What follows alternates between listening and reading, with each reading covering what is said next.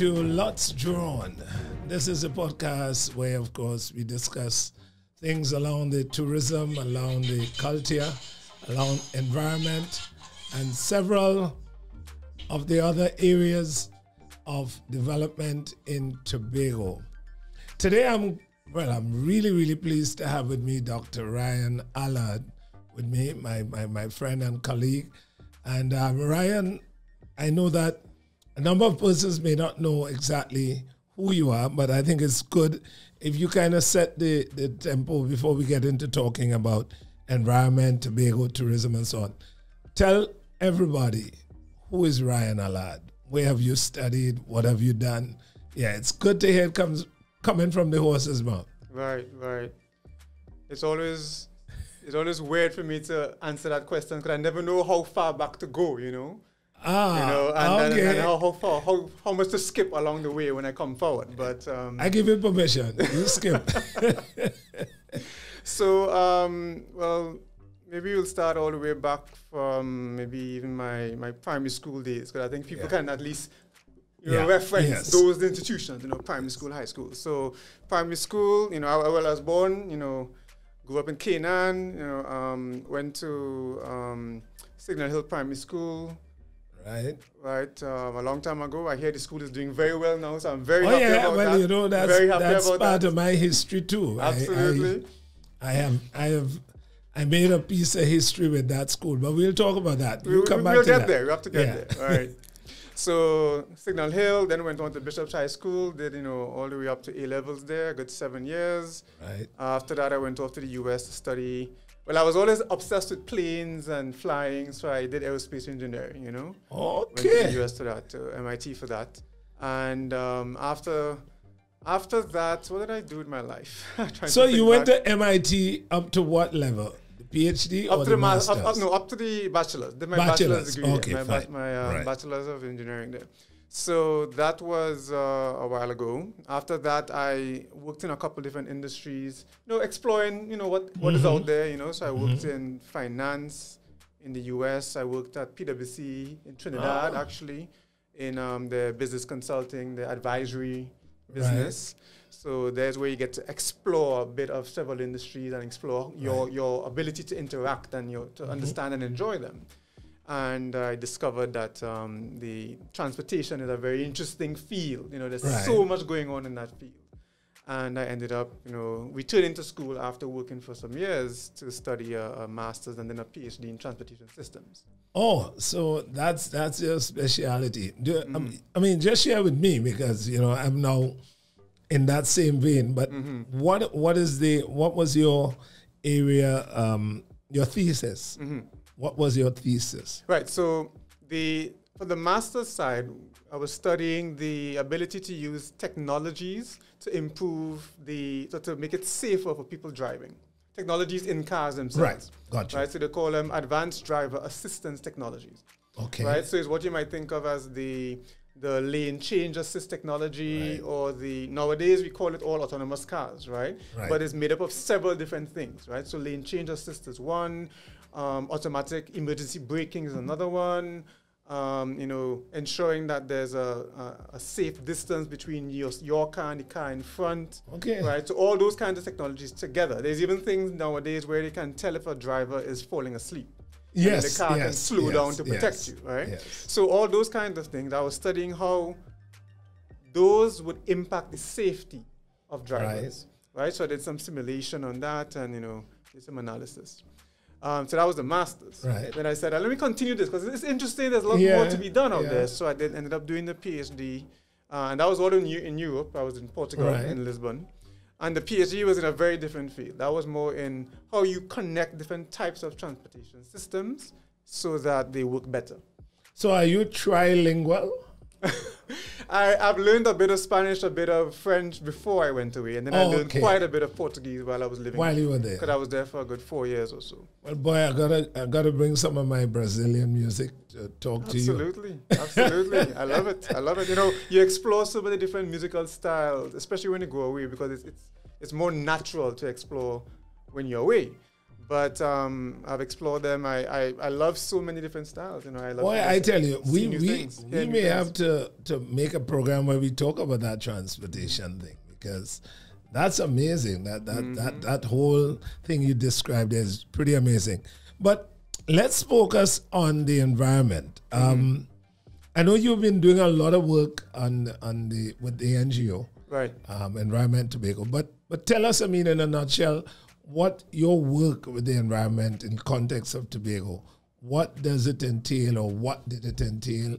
Tell us some of the wins you've had, you know, right, in some of the work that you've done. Right.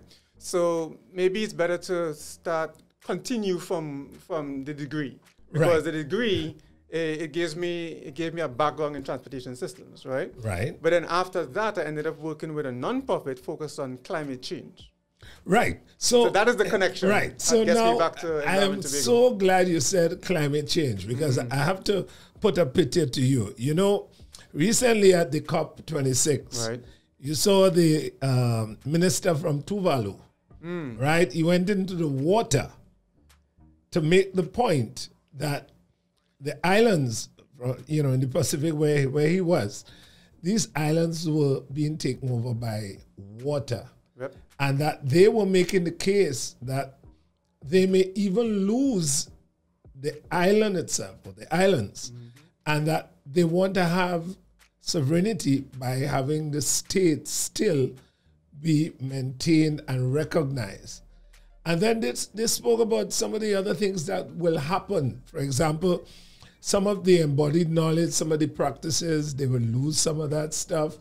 And then we looked at the area of the Himalayas, right, where the glaciers are no longer happening and there's not enough water and they have to divert to get water and so on. So clearly a lot of people who are taking this climate thing jokingly, clearly there has to be this nexus between the environment and also the climate change. So kind of give me a little bit of your tidbit there, because I'm glad you said it, because for me, that was so interesting that this area of climate change and also looking at the environment, how important it is. I know, for example, we have lost that whole road where we had Robinson Crusoe Hotel, right, where Scarborough Sec, all of that's been lost and so on.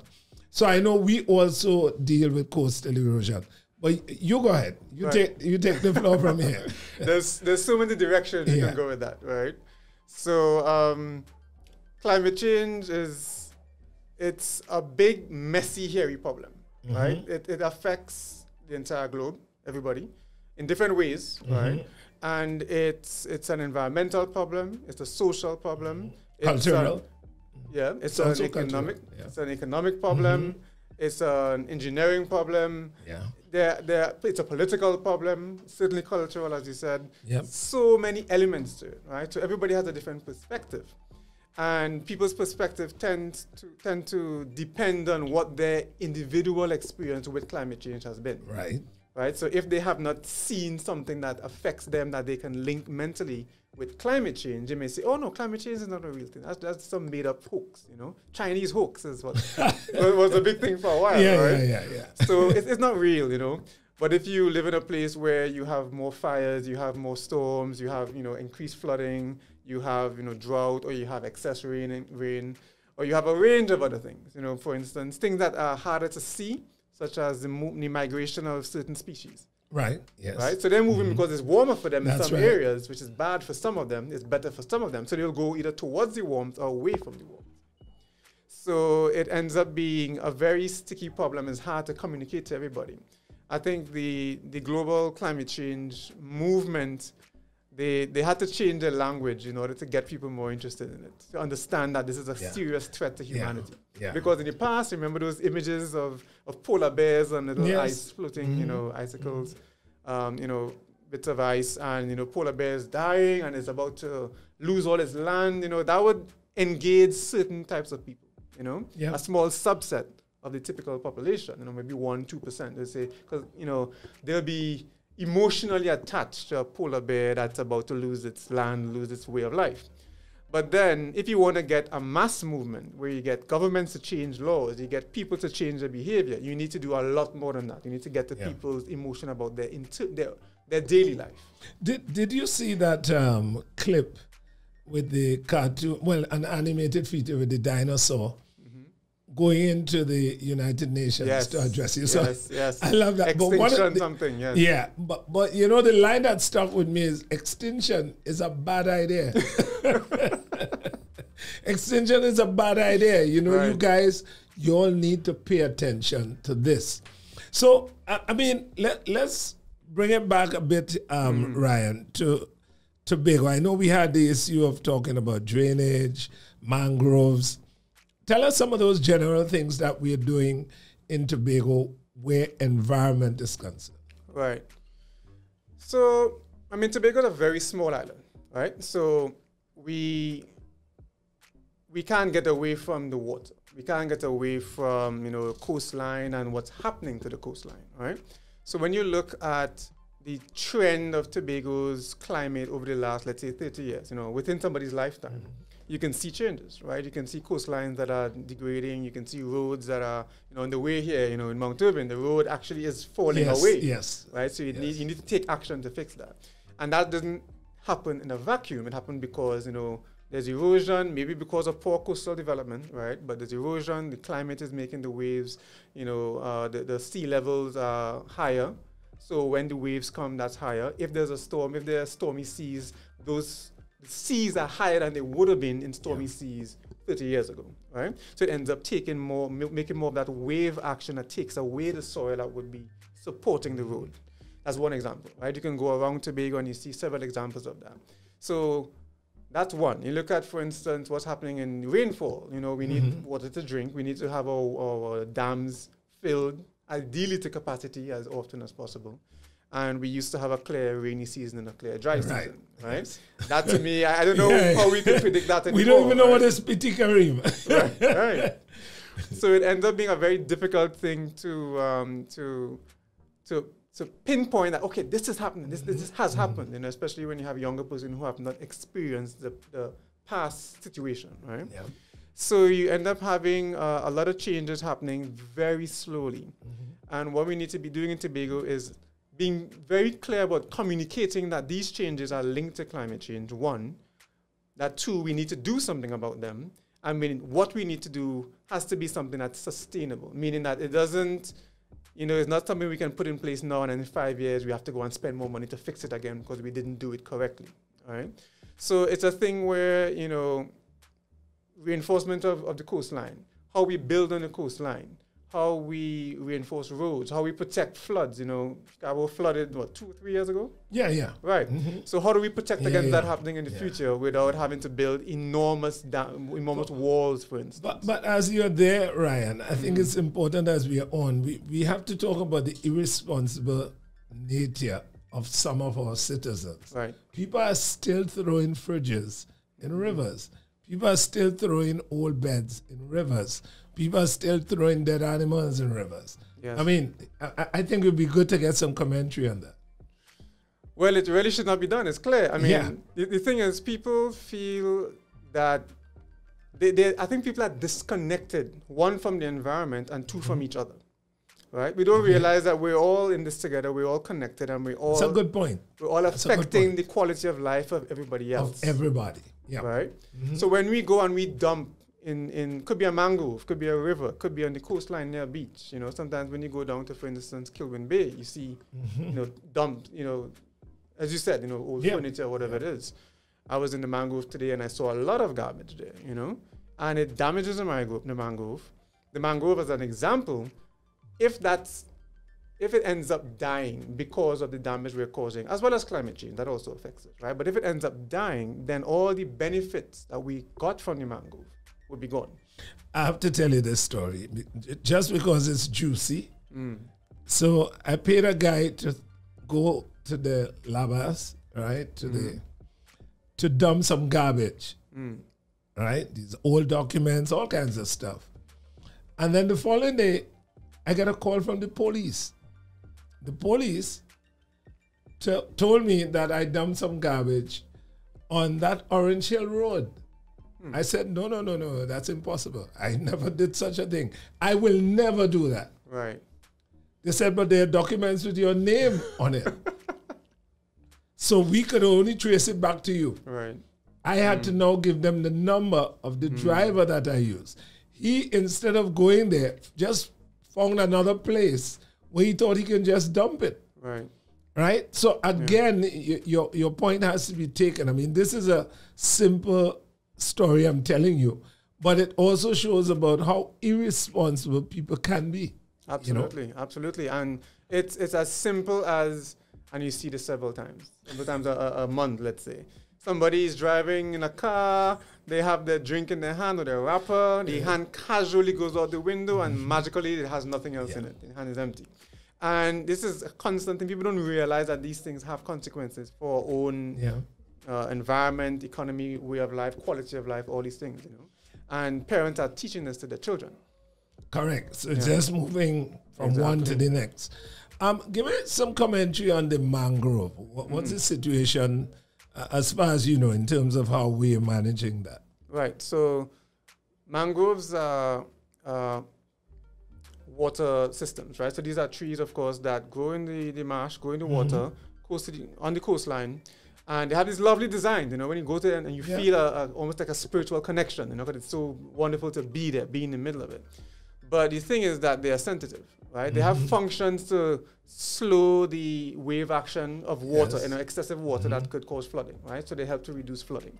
They have functions of creating nurseries for crab, nurseries for fish, right? So that allows the biodiversity of Tobago to live on, to continue, right? And of course, all of that feeds into all the fishes that we actually catch, right? So we don't catch the fishes that are in the nursery, clearly, right? But that's it's a connected system, right? So it's like if you cut off one part of your body, you're going to be very sad, right? Because the rest of your body might be there, but then it's a connected system you've damaged, right? So it's the same thing, you know, you have to protect the mangrove. So what's happening now is that it's being affected by, of course, like we said, dumping. Big problem, right? But even besides that, climate change is causing some big issues on the mangrove, right? So if you go there now, you're smelling the sulfur, the hydrogen sulfide, you know, basically that's the rotten egg smell that you get from it. Partly because of the sargassum seaweed that's, you know, making it difficult for the mangrove to live, basically. So that's a bit more distant from our immediate actions in Tobago, right? But it's a big problem that we do need to address, right, before it becomes a critical problem. Yeah. Right? We went to Little Tobago recently, and that was one of the first observations we made about the garbage. There has to be a proper garbage collection method there. Right. Again, you know, people left garbage different places. I thought that was unfortunate. And you see it all over the place. I mean, that even though I remember some years ago, while I was at tourism, there was even an attempt to do something similar to what Canada was doing, where you had recyclable, you had, you know, dump, and then you had compost, right? You know, so that people will know, throw the banana here, put the paper here, you know, and put the can here. You know what I mean? I think that experiment didn't last very long. Because, you know, something like that, I mean, I don't want to go back to when we had the thing where Pat Bishop did the thing with Charlie. You know, that was years ago with the garbage and all that. But I don't know what we can do, because there's something you said today that for me is poignant. The one that you said, they have to understand that it's not just you that I'm affecting, but I'm also affecting me and everybody else who's in this space. Absolutely, yeah. So the thing about sorting garbage and waste and recycling and all of that is that it takes immense cultural change. Yes. Not easy. Nowhere in the world is it easy, right? So the countries that we look to that are examples now were not examples 50 years ago. Right. But the thing is, they didn't do the change in 1 or 2 years. It was a holistic approach. They said, you know what? We want to fix our waste problem. We don't want to have excess waste. We don't want to have people dumping disposable garbage when it could be composted. We don't want to be dumping recyclable waste. We don't want to be confusing all those things, right? We don't want to be dumping sometimes toxic waste into a dump that is not suitable for that. Because of course there's leakage, and that causes poisoning of fishes and food and all kinds of things. So they was set in place a multi-pronged approach where you need to have a vision for it. It can't just be we do a one-off project and then we good. We're good for 5 years, or we say, we've done this, and you're making a big announcement. You have to think, okay, well, this is a complex situation that we need a complex answer for, right? You have to deal with the people and the social, maybe resistance to this movement. You have to educate people about the importance of this. You might need to get some technology. You certainly need to get the expertise. If you don't have the expertise already, let's hire the right experts. We can't just do it, and say that we know what we're doing, right? So there are all these elements. There's the policy change. There's the operations. If we have dustbins in a community, 3 different types, collecting 3 different types of waste, we have to have a system for collecting it and for disposing or composting or dealing with whatever's put into those bins, right? So you can't just say the bins are there, go and use them. Yeah. People will that's a cultural shift. People will not want to do it, right? Or they would maybe make some mistakes, mix things in, because they don't think nobody uses those bins anyway, right? That's one side. And on the back side now, you have these systems were not built to fix those, right? So all we have now are garbage men that go and take every bin and put it into the same place. You need to have that system be changed in order to deal with a proper recycling. I'm glad you made that point, Ryan. I'm glad you made that point. Some years, that's such a really solid point. Some years ago, we had an investor that made a proposal to have land next to the dump. And what he had proposed, actually the guy had all he lined up all his ducks. He knew how much medical waste we had in Tobago. He knew how much waste was coming from the hotels. He knew how much waste was coming from businesses. He also knew how much waste was coming generally from the public. He had this thing down. I saw it with tonnage in terms of weight, how much they literally have.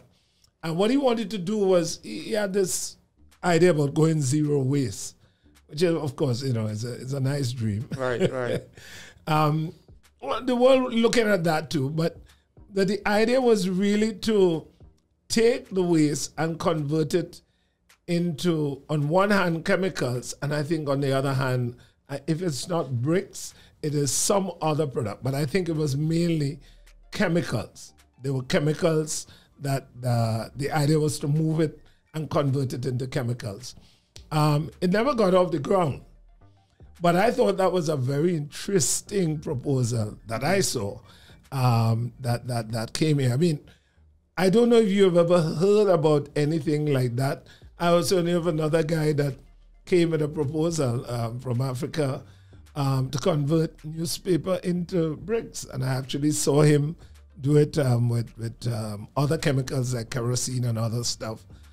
So I don't know if those things are feasible in terms of looking at how we can convert waste to move to this zero waste position. Let me hear your thoughts. Yeah, so there are several different approaches, several different technologies, processes around the world, right? For taking something that somebody considers waste and converting it into something with economic value, right? The challenge with many of them is the cost, right? Because it's often cheaper and simpler to get new stuff than to take existing stuff and convert it into, to manage waste holistically, right? Or to convert it into something of economic value.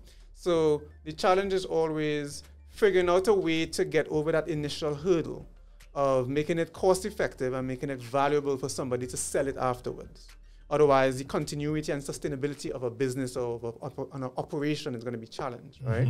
So there's that one big issue. There's another issue of the fact that Tobago's supply of waste is going to be very limited because it's a small population, right? So if you install a large, let's say the smallest possible facility you can to have an economically viable operation, it still could be, depending on what it is, it still could be too large for Tobago's waste supply alone. But this guy I'm telling you about, he did all that homework. Right.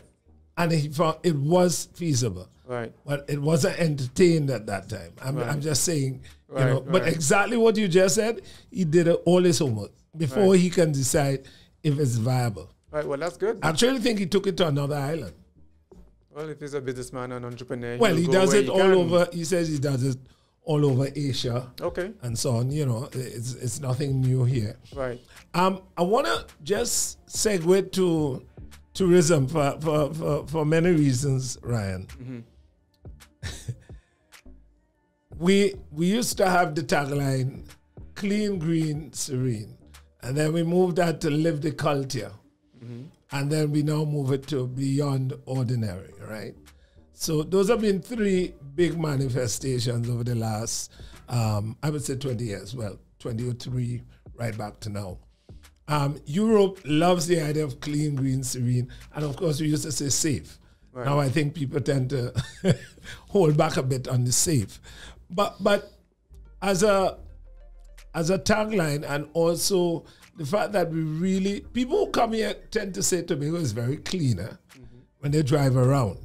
I boast because I say, well, my garbage truck comes almost every day. Right. So I boast about that when I'm talking to my friends. And I think a lot of people enjoy that too. But what's the take in terms of community tourism, the environment, the things that you all are doing? I know the last few years we did 2, how many conferences we did? 2? Which conferences? The one with the environment, where we had all the stakeholders. Oh no, that was 2019. That was 2019. Tobago Environmental Partnership Conference. Correct, yes. the partnership. We had the president there of the nation, right. President there. We had a lot of stakeholders, That's Trinidad right. and Tobago, absolutely. Yeah. But I think here's a good way to make sure that we say this. In Tobago, what stunned me at that time was that we had more than 20 stakeholders who are involved in environmental activities. Isn't that so? In Tobago alone, I've never done a count, but it could be. I remember that sheet that, during that time when we were doing, I know that blew my mind. We had 100 and something stakeholders attend, but many of them were from Trinidad too. Okay. So from Tobago alone, I could see us having 20. I could see, because we have non-profits. We have some different divisions of THA, very different divisions. We have some individual companies, consultants too. We certainly have, because there's so many aspects to it. You have people who do tours, for instance. You have people who are in the hotel industry. You have people who are doing the water sports. Yeah. You have people who are managing, maybe small guest houses, like an eco lodge. Right. You have all the villas. They're all part of this, and they're tourism and environment. You have the institutes that do research. You have the IMA. Right. You have all the... You have Eric. You have all the aspects of the different parts of the THA, as well as its well, not necessarily THA's state agencies, but the other state agencies. They have all interests in ensuring that the environment is sustainably managed, right? So they will be part of it. So we could easily get more than 20. And of course, Environment Tobago is a key part of that too, to bringing everything together, right? So tell me a bit about the support in terms of, is there a lot of external support for what we're doing for the environment in Tobago? Is there a lot of funding from outside, a lot of partnership, collaboration, or what is that like? Right. So I think there is, but it isn't enough, right? Because enough? Because we do get some funding from, for instance, the Green Fund locally, which is a national fund created, that Green Fund levy that all businesses pay. I think it's 0.6% of all the profits. So that goes towards this large fund that is used for environmental mediation and reforestation, etc. Right? So that's there, and that's a national fund. Separately, you have the Green Climate Fund, which is an international fund, and that's used to help climate activities around the world. Right? These funds are not always easy to get access to, because of course the entire world is competing for them, right?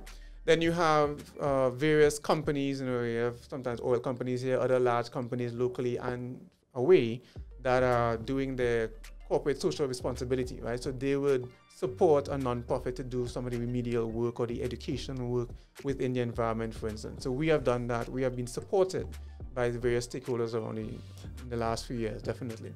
Yeah, I know we're winding down, but tell me, do we have a firm risk mitigation process in place? Is there a protocol to follow if, let us say, a ship was to for some reason, have a spill or something like that. Is there a plan that exists in Tobago that, this can be initiated, boom, like that? So there's several types of risks, and each risk will have a different approach and a different agency that's involved in managing it, right? So generally, for what you mentioned, for instance, the EMA, Environmental Management Agency, right? That's a national agency. So they will be the responsible ones to say, okay, let's enact our codes, to deal with that. But if it's something like sargassum, that's a different That's a different one, okay. Right? Sargassum, well, it's a relatively new risk, right? Since about 2013 is when the first wave came, took over many islands of the Caribbean. Became a big issue. And since then, the THA has created a sargassum response plan. Right? Now, I'm not sure if it's approved. I know there's a draft plan, and, I think it's the Division of Infrastructure and Environment is involved in that. So the plan exists. It's supposed to include the TEMA and some other agencies, within Tobago and nationally, and put some things in place to, remove the sargassum, to treat with it, to maybe process it to some level so it's used for maybe agriculture and provide it for farmers, etc. Right? So that exists, and that is enacted here in Tobago.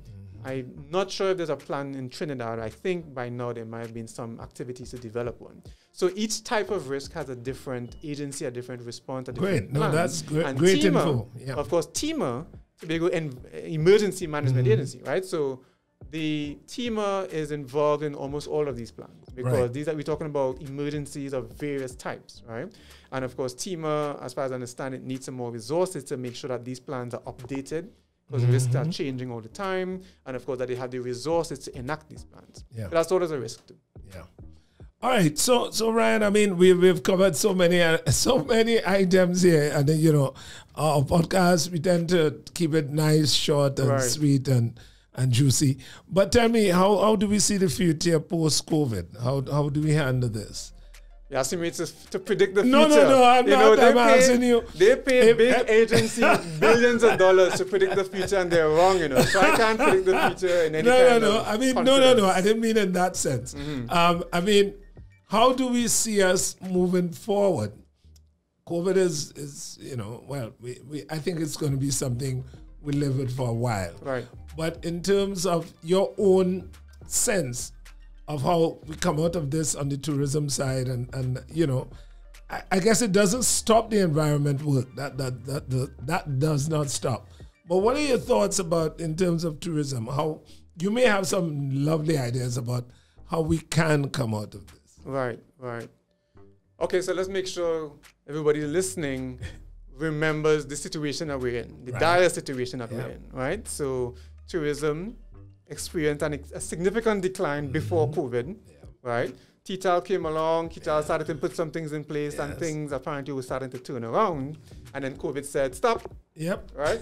So that's where we are, right? And of course, TTAL has a recovery plan in place. You and I are in this recovery committee also. That's right. We don't know where that is at this point, right? But the document exists. There's a national recovery plan. So there are things on paper that we can use, but we need to implement. On paper is useless, right? So I think what we can do, first of all, is start to focus on implementing things, implementing policies. And me and you, we have that. Yeah, we could talk about that for the next 2 hours, right? We agree on that, because, I tell you, I have this thought from Dr. Keatner's, that I share with you all the time. Implementation Deficit Disorder, IDD, right? And I tell you that, it is one of those things that I think we have that issue in the Caribbean. But people don't like to say these things openly.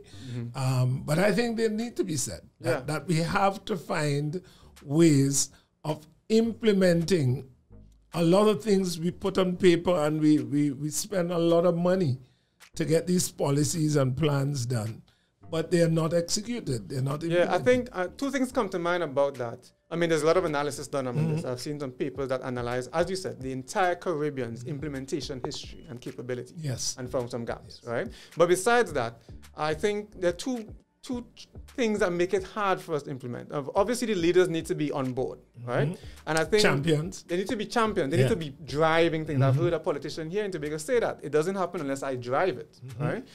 I get that, but no matter what, we have limited resources. Yes. So if we decide we're going to do something, we have no choice but to not do some other things. Right. Opportunity cost. Right. But I think they have a fear of doing that. They have a fear of saying no to the other things.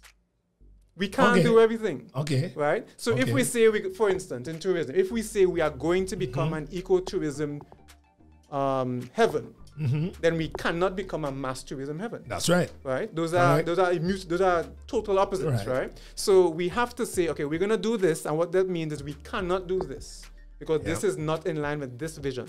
This is our vision. We're going to do this only, right? Make sure you get people involved clearly, right? They can't just do it. Leaders can't do it alone, right? That's another big issue.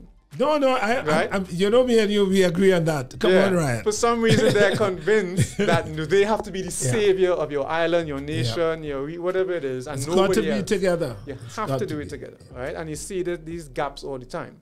So the two things are really that you need to be able to say no to some things that are not in that vision, even if it's lovely proposals from, maybe not solicited, but they're great proposals. If it doesn't align with the vision, then I think they need to be able to say no, assuming that the vision is well developed and they're committed to it. Yeah. So the next big thing I think is we need to have discipline, right? So if we have a plan. That's a big word. That's a big word. That's a big word. Right.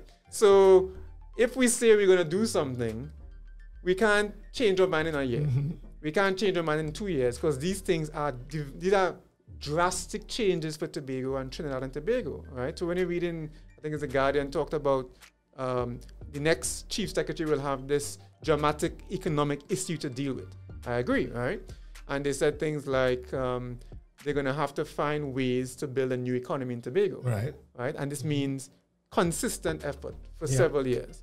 So if, let's say, whatever party wins, whoever wins, they have a direction, they have to stick with it for as long as possible. And as long as possible means even if it's from the, if you change a party. Even you change again, if you change we've party, got to keep the path. Yes. Right? No, I'm with you. Absolutely. Totally with you. And I'm not sure why it is that, the only way that these things happen is if people in Tobago tell the leaders that, no, you have to do it this way. But I also think that the basic principle of understanding sustainable development is not about me and you now. It's always about the next generation, So you're setting up the thing in such a way that it's going to benefit future generations rather than the temporality of just, I want to get now, I want to eat a food now. You know what I mean? And I think you really hit the point there that we've got to know the opportunity because there's some things we have to do. And if we say that's what the policy says we're going to do, let's head for it. Absolutely. My friends can tell you, I talk about this start and stop. So many projects, the archaeotourism project on the Rockley Bay, that hurt my heart some years ago. We could have been way ahead with archaeotourism at this point. Right. And even in talking to Newton, from one of the big birders who goes out and does several lectures and so on. He was talking about Little Tobago. There's some quick fixes that can happen there to just change the whole story about Little Tobago. Even the idea he talked yesterday about how we can get back the bird of paradise. It just calls for political will. Right. To make those moves. And I've heard that THA has something like 600 projects on its books. Hundreds of projects. Some are funded, some are not funded, some are partly funded. And I always wonder about that, right? Because if you have, as we said, we don't have enough money, we don't have enough resources to do everything. So if you have to prioritize among these projects, you need to find the projects that unlock ability and capabilities of Tobago in other areas, right? So for instance, if that means, if we're talking about, let's say, economic development in Tobago, right? Clearly that means we have to have more private businesses, less people working in THA, etc., right? So how do you unlock that with maybe one larger project that allows a lot of other things to happen? Clearly it has to be something that is involving training. People need to get new skills, right? And there are a lot of new things happening internationally we could learn from, right? Technological skills, for instance, business skills, right? But it's not just that. You need to also have opportunities that attract people away from the THA, right? Because they can't fire people, right? You want to make sure that's a no-no. That's a no-no. Right, so what you want to do is you want to make sure people are ready to take opportunity and that the opportunities exist. Yeah. But you can't baby them for too long, right? You can't be paying for their businesses, then they will not have a big business. Because you want to create business people that know how to create opportunity, find the resources, and build bigger businesses. Yeah, I'm glad you're saying all these things, Ryan, because the other thing that, I mean, as we really have to wind up, is this idea of some taps off and some taps on. So you have a lot of human resource, but in Tobago with 55,000 persons, there's no way we can function with a model of one is in, so the next one we have to turn off those taps, and we wait until another time so we can turn off those and then turn on those. You know, we keep doing that kind of thing where you turn on the yellow and you turn off the red, or you turn on the red and you turn off the yellow. I think we have to appreciate the fact that competencies in Tobago, every single man jack has to be part of the process. Absolutely. Yeah. Absolutely. That's the only way we could really move the island forward in the way that it's supposed to move. Yeah. And Ryan, you realize that we can't talk for a short time, right? I was going to add another comment there, but no, go ahead. Go ahead. I was going to say that, finish it. I was going to say that, you know, we have underused resources in Tobago. Correct. Right? People and money, I would say, but the money, we have some issues with the audits, we see that, right? But the people, we have people that just go to work because they have to go to work, right? They're not actually working at their full capacity. They're not doing something they enjoy. They're just going to work to pay the job, pay the bills. Right? You know, absenteeism and presenteeism. Big problems, right? And then part of that is management. Part of that is having the rules with, you know, HR rules and people management rules within the system. Part of that is we need to make sure that people have opportunity to do the things that they want to do that contribute to Tobago. You're viewing Tobago Connect, and we're coming to you live from the Wildlife Sanctuary, Little Tobago.